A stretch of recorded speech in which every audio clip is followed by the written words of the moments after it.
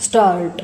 देश की राजधानी में एक 5 मंजिला भवन गिरने से 6 लोगों की मौत और कई लोगों के घायल होने के बाद भवन स्वामी की गिरफ्तारी करने के साथ ही नगर निगम के 2 इंजीनियरों को निलंबित कर दिया गया।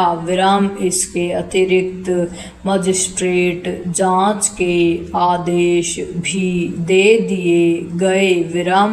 इस घटना के बाद नगर निगम यह जानने की कोशिश कर रहा है कि आखिर शिकायतों के बाद भी उक्त इमारत में अतिरिक्त मंजिल का अवैध निर्माण कैसे हो रहा था। वह अन्य ऐसी ही इमारतों की छानबीन में भी जुट गया है, लेकिन इसके आसार कम ही हैं कि आगे ऐसी घटनाएं नहीं होंगी और अवैध निर्माण का सिलसिला बंद होगा, क्योंकि यदि ऐसा होना होता तो बहुत पहले हो गया होता। आखिर दिल्ली में ऐसी कोई इमारत पहली बार नहीं गिरी जो अवैध रूप से बनी थी या निर्मित की जा रही थी। ऐसी न जाने कितनी घटनाएं हो चुकी हैं और फिर भी नतीजा ढाक के 3 पात वाला है। ऐसा इसलिए है क्योंकि नगर निकाय के अधिकारी कर्मचारी कुछ ले देकर अवैध निर्माण होने देते हैं।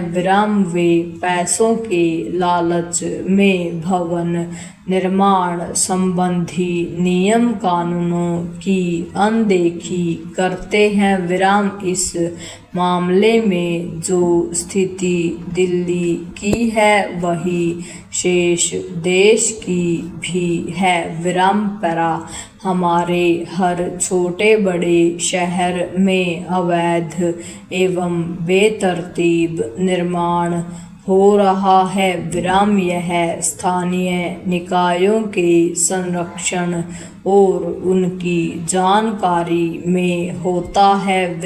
इसी कारण शहरों में अवैध तरीके से रिहायशी और व्यावसायिक इमारतों का निर्माण होता रहता है। स्थिति यह है कि जो पुराने भवन 2-3 मंजिल के होते हैं वे जर्जर होने के बाद भी अवैध निर्माण के सहारे 4-5 मंजिलों में तब्दील कर लिए जाते हैं। इससे अक्षितर विशेष में आबादी का दबाव बढ़ने के साथ नागरिक सुविधाओं का अभाव भी बढ़ता है। अपने देश में ऐसा कोई नियम ही नहीं कि किसी इलाके में कितनी आबादी रहनी चाहिए। इससे भी बड़ी त्रासदी यह है कि हर कहीं रिहायशी इलाके व्यावसायिक इलाकों में तब्दील हो रहे हैं। देश भर में घरों में दुकानें बनाने की होड़ सी कायम है। ऐसा पुराने मोहल्लों के साथ नए मोहल्लों में भी हो रहा है। इसी कारण हमारे शहर बेतरतीब विकास का पर्याय बन गए हैं और वे नागरिक सुविधाओं के अभाव के साथ प्रदूषण एवं गंदगी से घिरते जा रहे हैं। विराम अनियोजित शहर नगरीय जीवन को केवल कष्टकारी ही नहीं बनाते बल्कि वे विकास में बाधक भी बनते हैं। विराम आज के युग में शहर आर्थिक विकास के इंजन हैं, लेकिन तभी जब उनका नियोजित ढंग से विकास हो। विराम विडंबना यह है कि जिन पर नगर निकायों की पहली जिम्मेदारी शहरों के नियोजित